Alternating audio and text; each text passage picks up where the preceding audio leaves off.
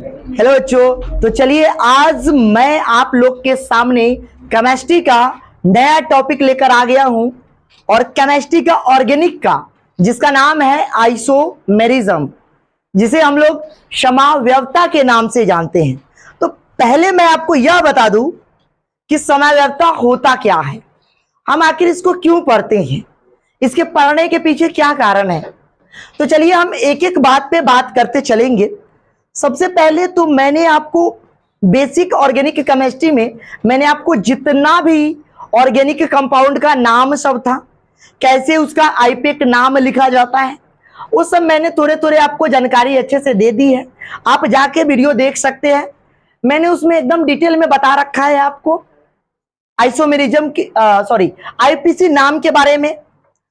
अब हम आपको यहां पे बताएंगे, आपको यहां पे देखिएगा इस चैप्टर में कि किस तरह से आपने जो आईयूपीसी नामकरण पढ़ा था, इसमें प्रत्येक जगह पे समावयवता में आपको काम आने वाला है। तो चलिए हम बात करते हैं। सबसे पहले तो मैं आपको बता दूं कि समावयवता क्या होता है। तो समावयवता एक घटना है। किस तरह की घटना है?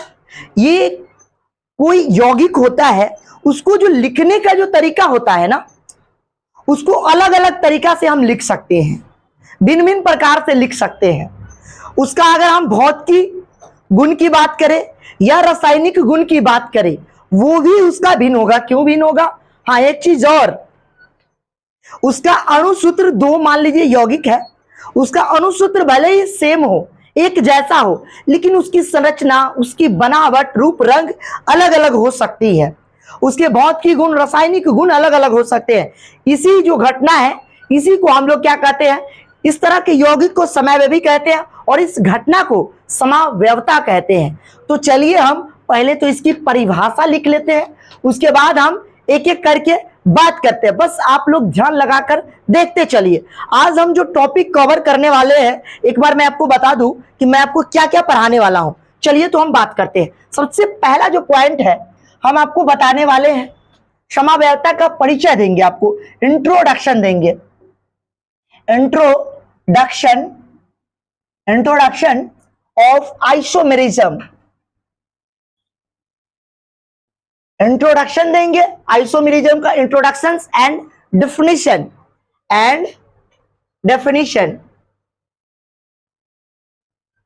डेफिनेशन देंगे आपको। हम बताने वाले हैं कि इसका परिभाषा क्या होता है। मैं आपको दोनों में लिख दूंगा, आप निश्चिंत रहें। चलिए, हिंदी प्लस इंग्लिश दोनों में लिख दूंगा। चलिए, सबसे पहले तो मैं आपको यहां पे बताता हूं कि समावयवता क्या होता है। मैंने अभी आपको बताया है कि समावयवता, देखिए इसी को हम लोग क्या कहते हैं, आइसोमेरिज्म कहते हैं। जब दो यौगिक, अच्छा मैं पहले आपको बता दूं कि मैं क्या क्या टॉपिक कवर करने वाला हूं। इस साइड में बता रहा था, चलिए आइए इधर मैं बता देता हूं। सबसे पहले मैं इंट्रोडक्शन बताने वाला हूं, इंट्रोडक्शन बताऊंगा, इसका डिफिनीशन। दूसरा टॉपिक मैं आपको बताऊंगा कि इसके टाइप कितने कितने वर्ग, कितने प्रकार के ये होते हैं, टाइप बताऊंगा। तीसरा नंबर वाला टॉपिक मैं बताऊंगा कि टाइप में मैं आपको 3-4 चीज कवर करूंगा। सबसे पहले मैं आपको बताऊंगा टाइप में कि इसके जो टाइप है, स्ट्रक्चरल आइसोमेरिज्म होते हैं। उसके बाद मैं आपको बताऊंगा, स्ट्रक्चरल के बाद स्टीरियो बताएंगे, ठीक है, स्टीरियो। उसके बाद मैं आपको बताऊंगा कन्फर्मेशनल आइसोमेरिज्म होते हैं, कन्फर्मेशनल आइसोमेरिज्म होते हैं। तो हम आपको एक एक करके बात करने वाले हैं। इसके बाद इसमें भी मैं आपको बताऊंगा पीआई के बारे में, पोजीशन, चेन आइसोमर, एफजीआई, ठीक है। एफजीआई के बाद मैं आपको बताऊंगा सबका एग्जांपल, एक एक करके मैं सब कुछ बताते चलूंगा, आपको डिटेल में बताऊंगा, ठीक है। एमआई हो गया, मेटामर हो गया, उसके बाद फंक्शनल ग्रुप, आरसीआई भी होता है, ठीक है। उसके बाद टोटोमेरिज्म होता है। सारी चीज पर हम लोग बात आज करते हैं। तो चलिए हम एक एक करके आपको समझाते चलते हैं। सबसे पहले मैं आपको यहाँ पे डिफिनीशन लिखता हूं। तो मैंने बोला ना कि पोजीशन पहला नंबर वाला, आपको मैंने कहा चेन आइसोमर, दूसरा वाला पोजीशन आइसोमर, तीसरा वाला हो गया आपको फंक्शनल ग्रुप हो गया, फंक्शनल आइसोमर, और जो चौथा हो गया आपको फंक्शनल का बाद क्या हो गया, मेटा, है ना, और मेटा के बाद जो हो गया आपका पांचवा जो हो गया टॉटोमेरिज्म। तो चलिए देखते हैं हम आपको कहां तक कल आज हो सकता है, तो मैं कोशिश करूंगा कवर अप करने का ये 3 तक यानी फंक्शनल ग्रुप तक। उसके बाद टाइम अगर रहता है तो मैं मेटामर और टॉटोमेरिज्म दोनों को कर दूंगा कवर अप। चलिए आइए तो स्टार्ट करते हैं, आज बस इतना ही टॉपिक को हम लेकर चलेंगे। चलिए आइए, सबसे पहले मैं आपको बता दूं समय व्यवता क्या है। जब दो कार्बनिक यौगिक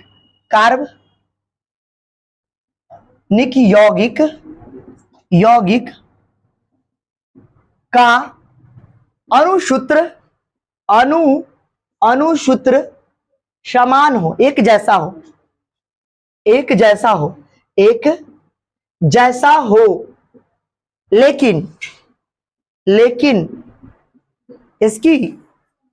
लेकिन इसकी आकृति बनावट अलग अलग हो, लेकिन इसकी आकृति बनावट भिन्न हो। क्या हो? भिन्न हो, सॉरी, भिन्न हो। एक चीज और आप देख सकते हैं, इसके जो रासायनिक और भौतिक गुण होते हैं वो भी अलग होना चाहिए। इसके रासायनिक और भौतिकी गुण अलग अलग होते हैं। चलिए, यही चीज है। अगर आपको इसको इंग्लिश में परिभाषा लिखना है तो आप लिख सकते हैं, कोई दिक्कत की बात नहीं है।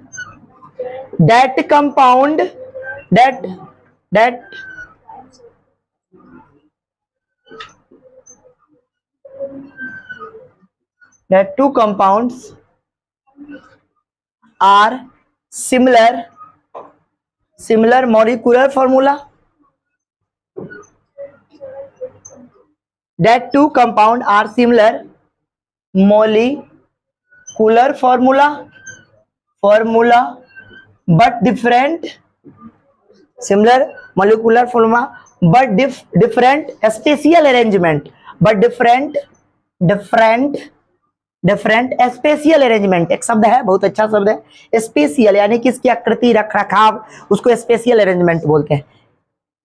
स्पेशियल अरेंजमेंट, यहां पे मैं लिख दूं अरेंजमेंट,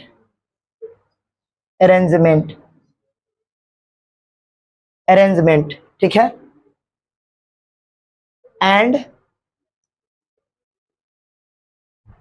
यहां पे एक लाइन और लिख सकते हैं, physical and chemical property are different. Physical and chemical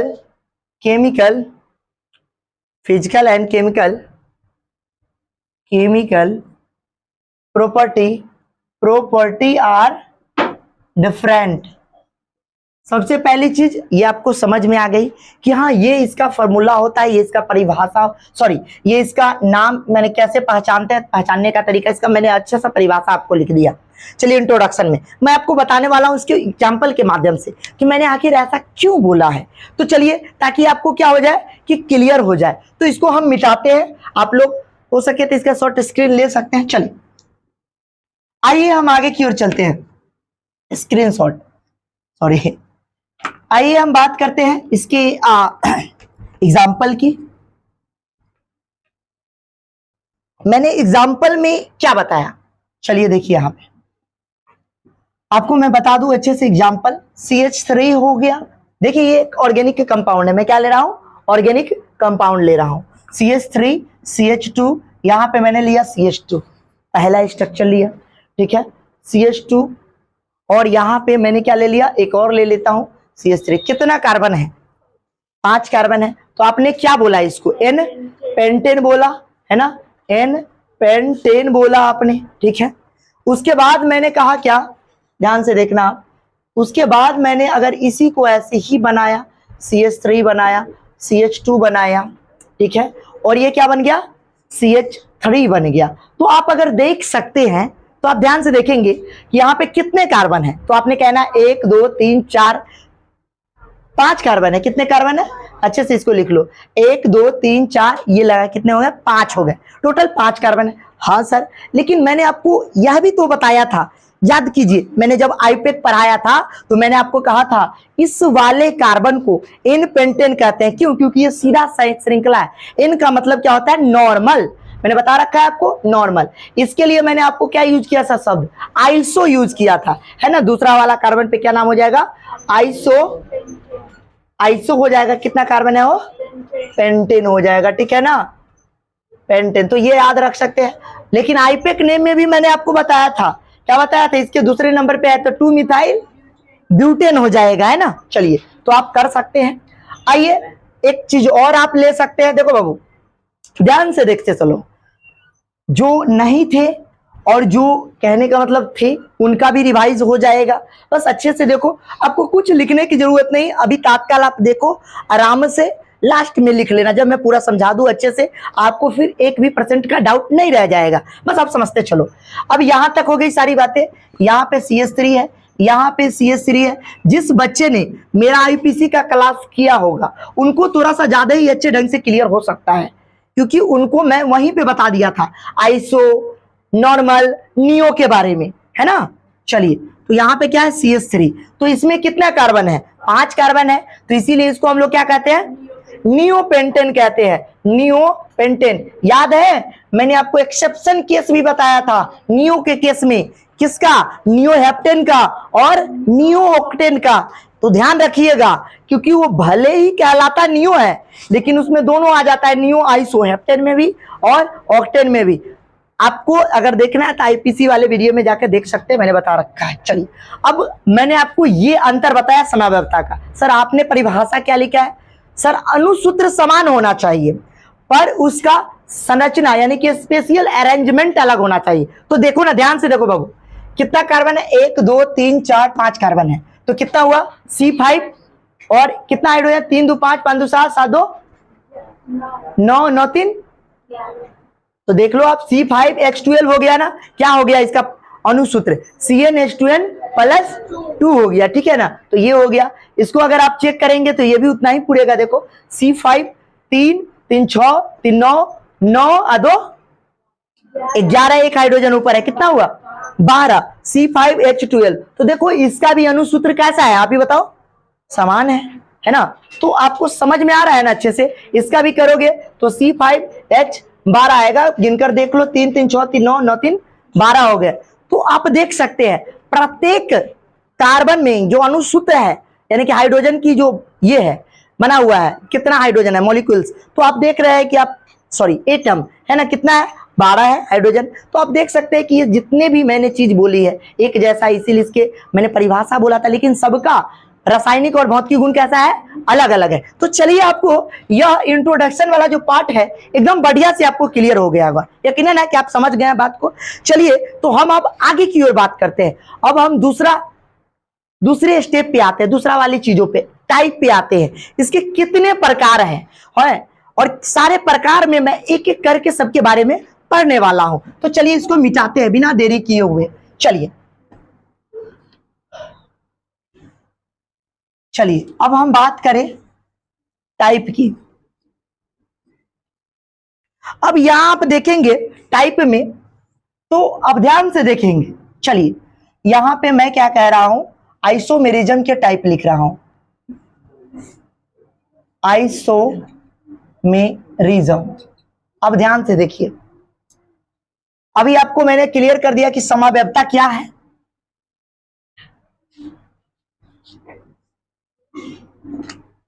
जिनका छूटा हो वो साथ ही साथ चल भी सकते हैं, ठीक है। चलिए आइए देखिए, अब एक काम करते हैं। स्ट्रक्चरल होता है, इसके मैं पार्ट बता रहा हूं। 3 पार्ट होते हैं। कितने पार्ट होते हैं, 3 टाइप्स होते हैं मुख्य रूप से। वैसे आपको बहुत सारे किताब में 2 ही पार्ट मिलेंगे, कन्फॉर्मर को अलग रखा जाता है, बट मैं एक ही में बता दे रहा हूं सारा चीज को। सबसे पहले क्या पढ़ेंगे, स्ट्रक्चरल आइसोमेरिज्म। दूसरा नंबर पे हम क्या पढ़ने वाले हैं, स्टीरियो आइसोमेरिज्म, और उसके बाद हम स्टीरियो के बाद क्या पढ़ने वाले हैं? कन्फॉर्मेशनल। इसको जरा सा मैं मिटा देता हूं, चलिए। कन्फॉर्मेशनल आइसोमेरिज्म दिख रहा है आपको अच्छे से?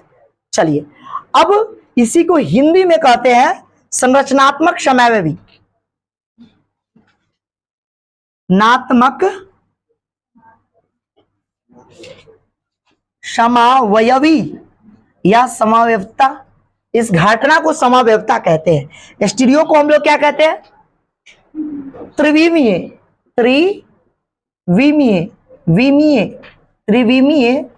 समावयवी, क्या कहेंगे? त्रिविमीय समावयवी। उसके बाद कन्फॉर्मेशनल को क्या कहेंगे हम लोग? समरूपीय, समरूपता, या क्या बोलते हैं? समरूपीय समावयवी। क्लियर है बातें? अब इसके भी अलग अलग पार्ट होते हैं। इसके क्या पार्ट होते हैं आप देखते चलो। इसके भी 5 पार्ट होते हैं। देखिए एकदम विजुअल सही है ना, दिख रहा है ना एकदम प्रॉपर, अच्छे से दिख रहा है। चलिए तो आइए हम बात करते हैं चैन आइसोमर, CHAIN, चैन आइसोमेरिज्म है ना, चैन आइसोमर कहिए, चैन आइसोमर। उसके बाद दूसरा नंबर वाला क्या हो जाएगा? पोजीशन, POSITION है ना, पोजीशन आइसोमर। पोजीशंस के बाद हो जाएगा आपको फंक्शनल आइसोमर। फंक्शनल के बाद हो जाएगा आपको आइसो, मैं शॉर्ट में लिख देता हूं, ठीक है। उसके बाद फंक्शनल के बाद हो जाएगा आपका मेटामेरिज्म। उसके बाद टॉटोमेरिज्म है ना, आप ध्यान रख सकते हैं, टॉटोमेरिज्म, ठीक है।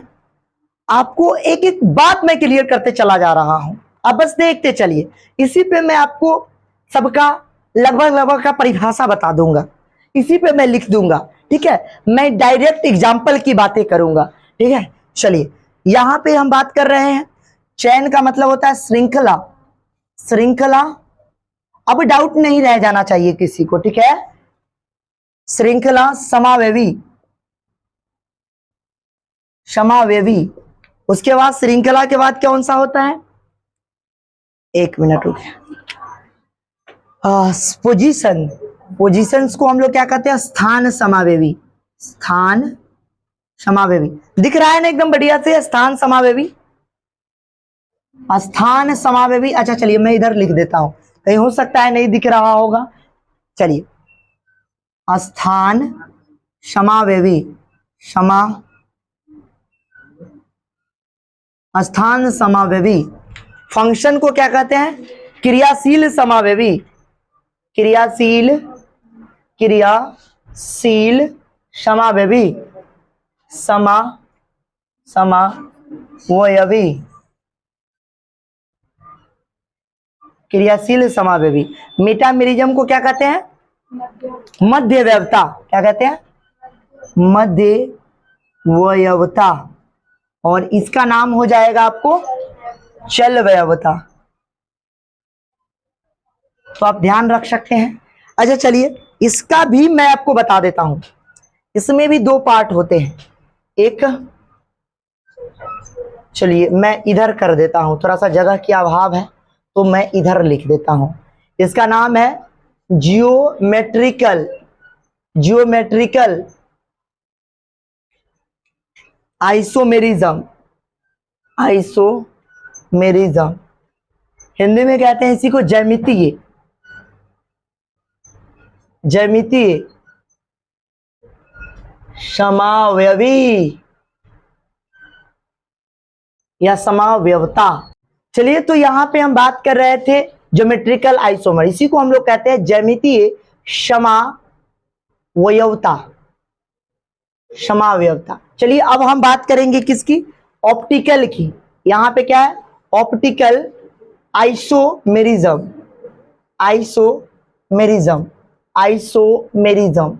इसको हम लोग क्या कहेंगे, प्रकाशीय, प्रकाशीय समावयवता, समावयवता, प्रकाशीय समावयवता। तो आप देख सकते हैं। अच्छा, कन्फॉर्मेशनल में भी हम लोग बाद में पढ़ेंगे। चलिए तो एक एक करके हम सबके बारे में पढ़ने वाले हैं। सबसे पहले मैं आपको बता दूं, क्योंकि अभी तो हम संरचनात्मक का पढ़ने वाले हैं, आप अगर चाहे तो इसका ले सकते हैं फोटो। चलिए अब हम आगे की ओर चलते हैं। यहां पे हम लोग क्या करेंगे कि एक एक करके हम बात कर लेते हैं। पहले तो मैं आपको बता दूं कि स्ट्रक्चरल आइसोमर है क्या। चलिए मैं आपको यहीं पे समझा देता हूं। मैं आपका इसका परिभाषा मैं यहीं पे लिख देता हूं, आप अपने कॉपी में अलग से लिख लेना। स्ट्रक्चरल आइसोमर है क्या। सबसे पहली बात, संरचनात्मक समावयवता वह समावयवता है जिसके अणुसूत्र तो समान हो, लेकिन क्या अलग हो, उसके संरचना अलग अलग हो। यानी कि same molecular formula, molecular formula, formula है ना, यानी कि एमएफ सेम हो, यानी कि एमएफ मॉलिक्यूलर फॉर्मूला सेम हो, बट डिफरेंट, बट डिफरेंट, क्या हो गया इसको, but different in a structure, structure. चलिए तो ये हो गया आपको स्ट्रक्चरल आइसोमर। चलिए तो मैं इसके स्ट्रक्चरल आइसोमर में सबसे पहले चेन आइसोमर की बात कर लेता हूं कि आखिर चेन आइसोमर क्या है। मैं आपको इसके एग्जांपल के माध्यम से समझाते चलता हूं एक एक करके। तो चलिए आपको ये सारा चीज हम मिटा रहे हैं, उसके बाद ये सारे को मैं अभी पढ़ाने वाला हूं एक एक करके। चलिए तो आइए,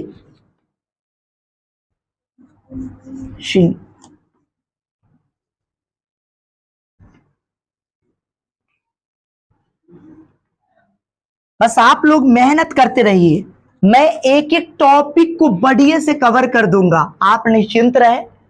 बढ़िया से बढ़िया जितना भी अच्छा सी ढंग से हो सकेगा मैं आपको देने की पूरी प्रयास करूंगा। एक एक चीज मैं आपको क्लियर कर दूंगा, यकीन करो हम पे। चलिए तो आइए हम करते हैं। आइए देखिए, यहां पे कुछ परेशानी के कारण थोड़ा सा वीडियो रुक गया था, अब कोशिश यही रहेगा कि कंटिन्यू काम किया जाएगा। चलिए अब हम आपको यहां पे चेन आइसोमर के बारे में बात करेंगे। Chain isomerism, chain isomerism. मैं आपको जो जो इंपॉर्टेंट टॉपिक सब मुझे लगेगा, जो आपके 12th बोर्ड में जहां से प्रश्न उठ जाते हैं, या जो भी चीज मुझे लगेगा 11th में भी जो जो इंपॉर्टेंट टॉपिक होगा, वो सारे टॉपिक पे मैं आपको पर्सनली वीडियो बनाकर दे दूंगा। आप निश्चिंत रहे, हर वो पार्ट आपका कवर अप हो जाएगा। चलिए चेन आइसोमेरिज्म, इसी को हम लोग क्या कहते हैं, श्रृंखला समावयवता, श्रृंखला समावयवता। चलिए देखिए इसमें क्या होता है, ये वैसे that types of organic compound, organic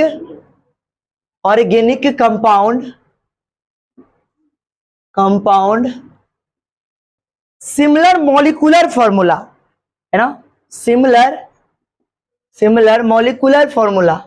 यहां पे एमएफ लिख दूं मैं, molecular formula, molecular formula, but different in a chain, but different in a chain. क्या अलग अलग होगा, चैन अलग अलग होगा। चलिए मैं आपको एग्जाम्पल के थ्रू समझाता हूं। जैसे में मान लीजिए अभी थोड़ा देर पहले मैंने आपको समावयवता बताया था, और समावयवता में जैसे एग्जाम्पल मैंने आपको बताया था, सेम वैसे एग्जाम्पल इसमें भी आ जाएगा। चलिए जैसे में कोई अगर आपसे कहे कि सर आप ये हमको बताओ कि चेन आइसोमर में क्या कार्बन नंबर फर्स्ट का चेन आइसोमर हो सकता है क्या, तो हम क्या बोलेंगे, नहीं, कैसे होगा चैन आइसोमर?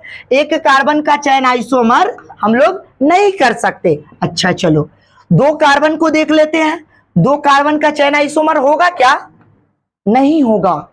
कैसे करोगे? सोचो, एक कार्बन का आप CH3 लिखोगे तो इसका कैसे आप श्रृंखला बनाओगे? नहीं बना पाओगे ना। दो कार्बन को देखो, आप कैसे करोगे? आप ही बताओ, कैसे करोगे? तुम कैसे बनाओगे चैन? नहीं बना पाओगे। थ्री कार्बन के लिए बताओ, थ्री कार्बन के लिए चैन आइसोमर पॉसिबल है क्या? नहीं है। कैसे होगा? सोचो, CH3 CH2 CH3। कुछ बच्चे कह रहेंगे सर है ना पॉसिबल, हम ऐसे लिख देंगे सर CH2 और ऐसे लिख दिए ना सर CH3, हो गया ना सर, बन गया ना चैन? नहीं बना बाबू, ध्यान से देखो, 1 2 3, 1 2 3 है ना। इसको भी काउंटिंग करोगे तो एक ही तो है, नंबरिंग तो वही होगा ना, प्रोपेन एन प्रोपेन। तो कैसे हुआ? नहीं हुआ, ये भी नहीं हुआ। चार कार्बन के लिए बताओ, चार कार्बन का हो सकता है क्या? चेक करते हैं। चलो देखो, एक CH3, चलो मैं एक काम करता हूं, मैं हाइड्रोजन नहीं लिखता हूं, CCC लिखता हूं, ठीक है, CCC। चलो चार कार्बन है, तो इसका बताओ है क्या? देखते हैं। एक तो ऐसा बन जाएगा, दूसरा किसी के दिमाग में होगा सर ऐसे, हो गया ना सर, चैन तो हो गया सर। भले आइसो नहीं बने लेकिन चार कार्बन से चैन तो स्टार्ट हो गया सर। हाँ स्टार्ट हो गया, बात सही है। लो हाइड्रोजन पूरा कर लो, 2, यहां CH2 CH3, यहां देखो आप कॉमा CH3, दिख रहा है ना सारा एकदम बढ़िया से अच्छे से। CH3 CH2, अगर किसी तरह से कोई परेशानी हो तो बताना। CH3 CH3 CH2, यहां CH3 और यहां CH3। अब देखो, ये हो गया आपका आइसो, ये क्या हो गया? N। इसको क्या हम कहेंगे? N ब्यूटेन कहेंगे। आईपेक नेम आपको याद है ना, N ब्यूटेन, इसका नाम है कॉमन नेम आइसो। और आईपेक नेम क्या हो जाएगा? 2 मिथाइल प्रोपेन, है ना। आइसो क्या नाम हो जाएगा? Iso propane, sorry iso butane हो जाएगा कॉमन नेम। तो देखो ये दोनों संरचना अलग अलग है ना, लेकिन इसका आप अगर अणुसूत्र मिलाओगे तो इसमें जितना कार्बन होगा उतना ही हाइड्रोजन होगा। तो परिभाषा भी तो यही बताया है आपको कि सेम मॉलिक्यूलर फॉर्मूला डिफरेंट चैन, अलग अलग चैन है। तो देखो चार कार्बन पे तो सर पॉसिबल है। उसके बाद जब चार कार्बन पे पॉसिबल है तो चार कार्बन के बाद पांच कार्बन पे पॉसिबल होगा कि नहीं होगा? होगा। जब चार, मिनिमम कार्बन चार से स्टार्ट हो रहा है तो पांच पर तो और भी होगा, है ना। पांच का तो नियो भी बन जाएगा, आप देख लो भला। पांच कार्बन के लिए अगर हम चेक करते हैं तो पांच कार्बन के लिए भी आप देख सकते हैं। देखिए मिनिमम कार्बन पांच, सॉरी मिनिमम क्या है? चार, याद रखिएगा मिनिमम कार्बन चार है और पांच कार्बन पे तो सब बन जाएगा। देखिए 1 2 3 4, ये रहा पांच, ठीक है। उसके बाद इसका तो आइसो भी बन जाएगा।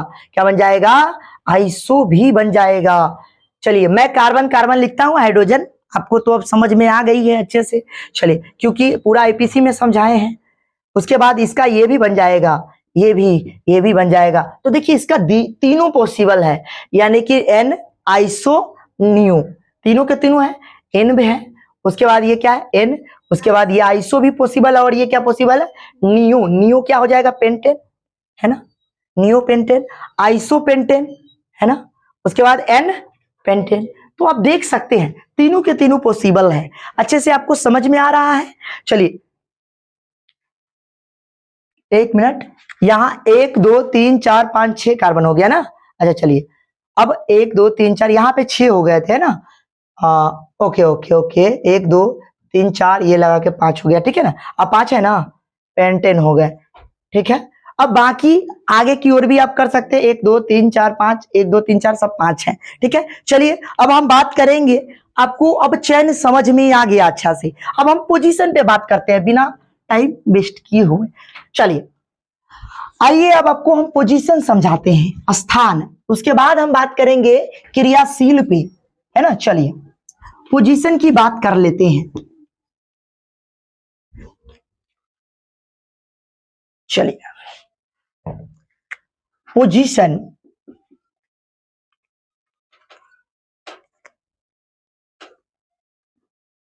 पोजीशन, पोजीशन आइसोमेरिज्म या आइसोमर भी लिख सकते हैं, कोई दिक्कत नहीं है।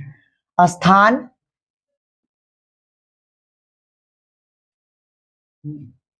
स्थान समावयवता। ठीक है, चलिए तो सबसे पहले जो हम बात करेंगे स्थान समावयवता होता क्या है, यानी कि वैसे कार्बनिक यौगिक जिनके अणुसूत्र तो समान हो लेकिन क्या अलग अलग हो, स्थान अलग अलग हो। कार्बन चेन का, कार्बन जो श्रृंखला होता है उसमें जो साइड चेन होते हैं उसका स्थान अलग अलग हो। यानी कि एक लाइन में अगर लिखे तो सेम मॉलिक्यूलर फॉर्मूला क्या होना चाहिए, मॉलिक्यूलर फॉर्मूला, बट है ना, बट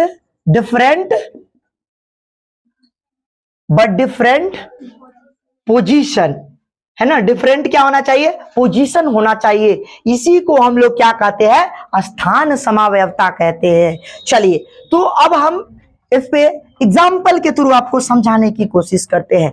1 मिनट रुकिएगा जरा, इसमें का इंक डाल लेते हैं।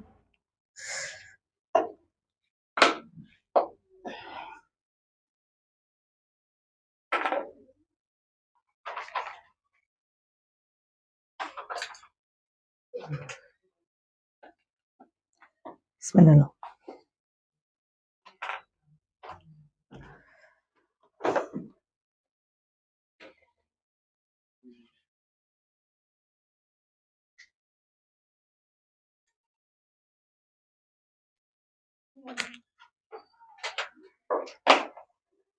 चलिए तो एग्जाम्पल की हम बात कर लेते हैं।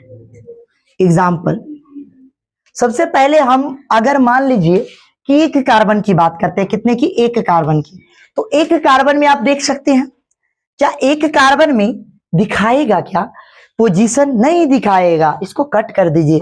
फिर हम चेक करते हैं 2 कार्बन के साथ, कितने कार्बन के साथ, 2 कार्बन के साथ चेक करते हैं क्या 2 कार्बन में पोजीशन दिखाएगा क्या, बताओ ना। 2 कार्बन में पोजीशन नहीं दिखाएगा, CH3 नहीं दिखाएगा, है ना, 2 कार्बन में भी पोजीशन नहीं दिखाएगा। 3 कार्बन में दिखाएगा क्या, 3 कार्बन में भी नहीं दिखाएगा, नहीं दिखाएगा। कैसे दिखाएगा आप ही बताओ, ये अगर लिखोगे तो नीचे आ जाएगा। फिर 4 कार्बन में बताओ आप, CH3 CH2 और यहाँ पे CH2 और यहाँ पे CH3 करते हैं, देखते हैं कहीं दिखा दे। 4 कार्बन में दिखाएगा क्या, इसको अगर यहाँ पे भेज देंगे तो ये पोजीशन नहीं दिखाएगा, पोजीशन नहीं दिखा सकता है। 5 कार्बन में चेक कीजिए, 5 कार्बन में देखिए CH3 CH2 CH2 यहाँ CH2 और CH3, 5 कार्बन में पोजीशंस दिखा देगा क्या, देखिए दिखाते हैं हम आपको।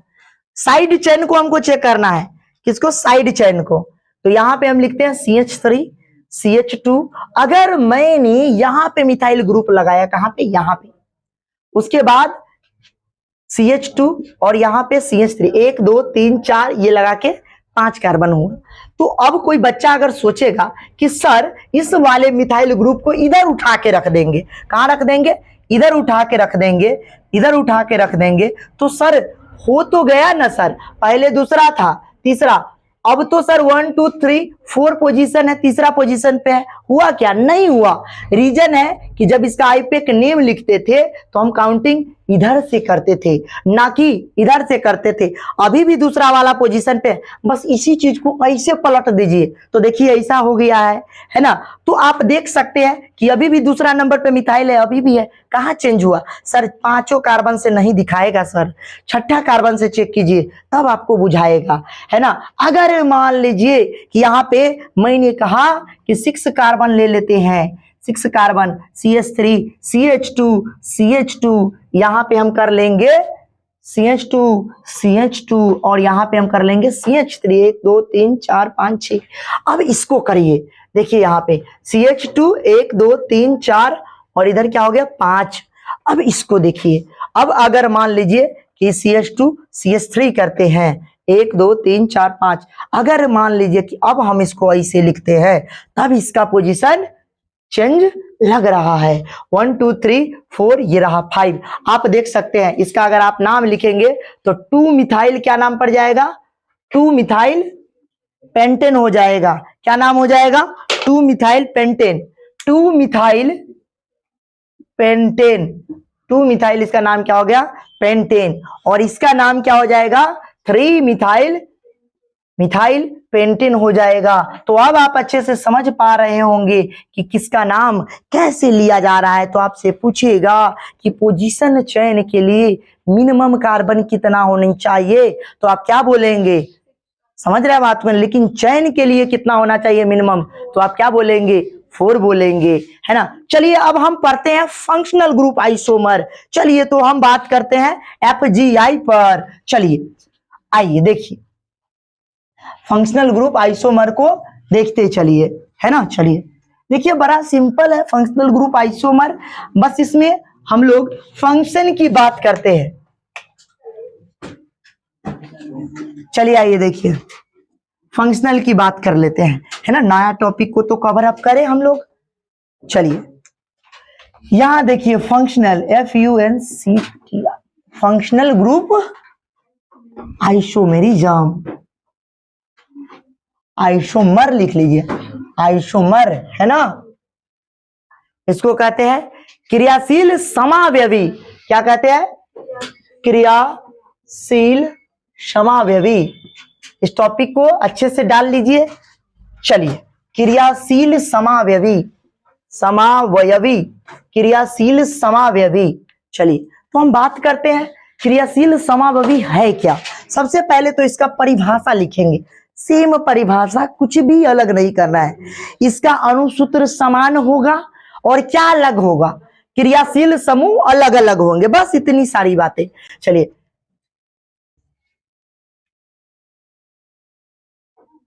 इस यौगिक में, इस यौगिक, इस कार्बनिक यौगिक में, वनिक यौगिक में, यौगिक में लिखते चलिए, कार्बनिक यौगिक में समान अणुसूत्र होगा, अणुसूत्र होगा तथा, समान अणुसूत्र होगा तथा, तथा समान अणुसूत्र, क्रियाशील समूह तथा क्रियाशील समूह, क्रियाशील समूह अलग अलग होगा, अलग अलग, अलग अलग होगा। इस समावयवी को क्रियाशील समावयवी कहते हैं और इस घटना को, इस घटना को समावयवता कहते हैं। इस यौगिक को, इस यौगिक को क्रियाशील समावयवी कहेंगे, यौगिक को क्रियाशील समावयवी कहेंगे, समावयवी, समावयवी कहेंगे, क्रियाशील समावयवी कहेंगे तथा क्रियाशील समावयवी कहेंगे। इस कार्बनिक यौगिक के समान अणुसूत्र होने चाहिए, समान अणुसूत्र